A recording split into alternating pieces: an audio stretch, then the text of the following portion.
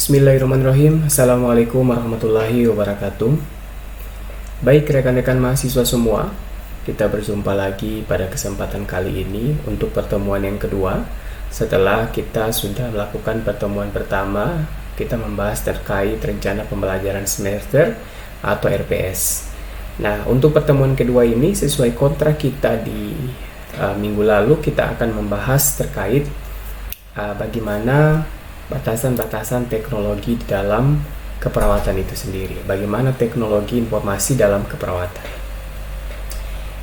Namun sebelum saya masuk dalam materi, saya ingin menegaskan bahwa rekan-rekan perlu mengaktifkan kamera semua dan tetap perhatian kepada materi yang saya akan bawakan ini.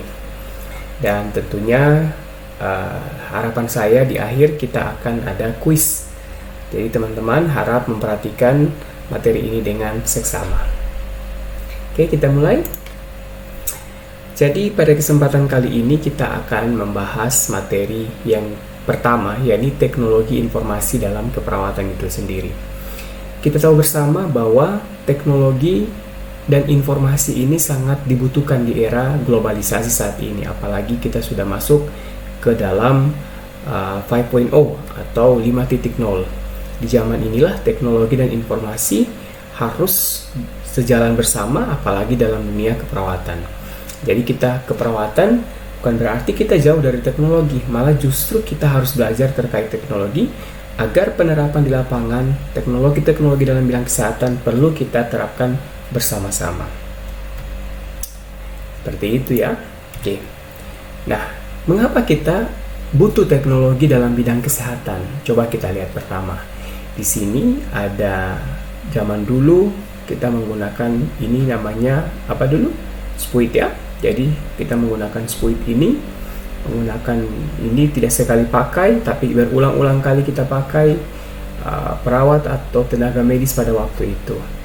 Nah, sekarang ini harus disposable, sekali gunakan. Kita bisa menggunakan sekali saja untuk pencegahan infeksi atau pencegahan penyakit menular kepada masyarakat lain seperti itu. Sehingga manfaat teknologi dalam bidang kesehatan ini salah satu contoh yang kita bisa terapkan adalah seperti ini. Oke, coba kita lihat bagaimana siklus perkembangan dari tensimeter. Nah, di tensimeter dari awal kita ada tensimeter air raksa, tensimeter sampai menjadi tensimeter digital. Bahkan saat ini sudah ada jam tangan, kita bisa mendeteksi berapa kita punya tekanan darah dan kita tidak tahu di kemudian hari seperti apa perkembangan itu. Bayangkan dari dulu kita sulit membawa sampai dengan sekarang hanya melihat jam saja dia sudah dimodifikasi teknologi itu sehingga mempermudah. Kita tidak perlu repot-repot melakukan tensimeter yang butuh waktu 1 atau 3 menit. Bahkan dalam dunia kesehatan waktu itu, respon time itu sangat penting. Kita perlu hanya mengecek menggunakan jam tangan saja, kita sudah tahu bagaimana keadaan tekanan darah kita. Seperti itu ya, luar biasa. Bagaimana memanfaatkan teknologi dalam bidang kesehatan itu sendiri. Nah, sistem informasi keperawatan merupakan kombinasi dari ilmu komputer, informasi, dan keperawatan yang disusun untuk mempermudah manajemen, proses pengambilan keputusan, dan pelaksanaan asuhan keperawatan itu. Seperti itu ya. Oke. Jadi dengan adanya teknologi informasi ini sebetulnya menawarkan ke perawat bagaimana cara kita untuk cepat mengelola data. Gitu. Karena semua sudah dalam komputerisasi. Sehingga rekan-rekan semua ini penting untuk diterapkan dalam pengelolaan asuhan keperawatan pada pasien.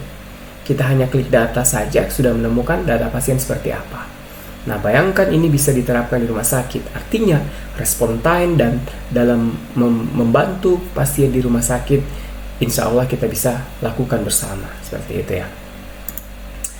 Nah, dengan adanya asuhan keperawatan berbasis komputer, yang dulunya kita menggunakan catatan seperti ini, kita sudah menggunakan catatan perkembangan berdasarkan teknologi.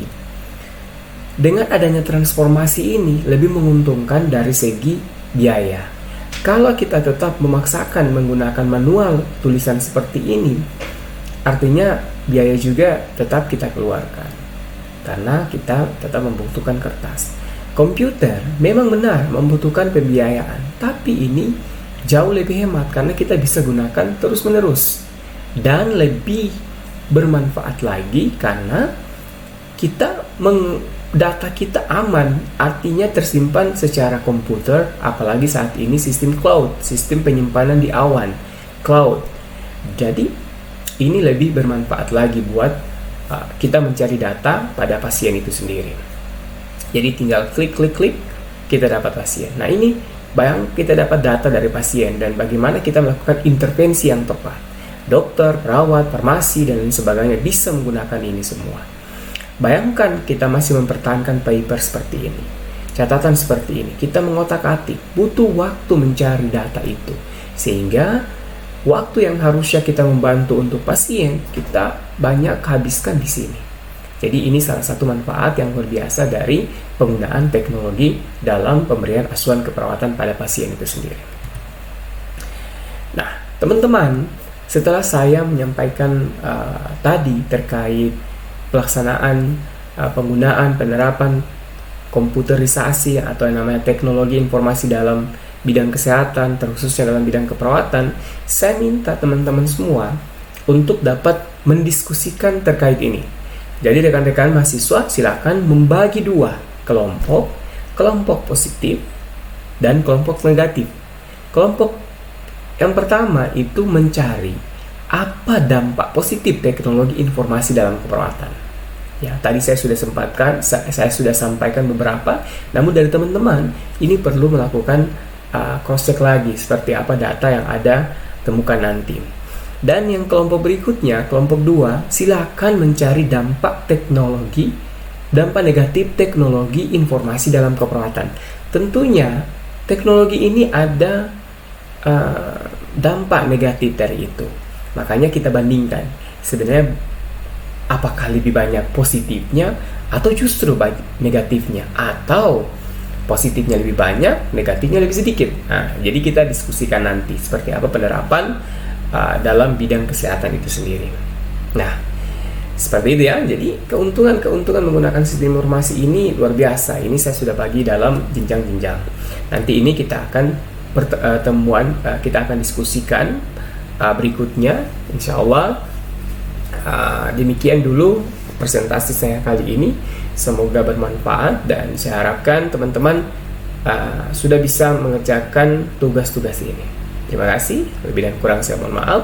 Jika ada pertanyaan, saya persilahkan. Oke, kalau sudah tidak ada pertanyaan, kita akhiri perkuliahan kita hari ini. Terima kasih. Assalamualaikum warahmatullahi wabarakatuh.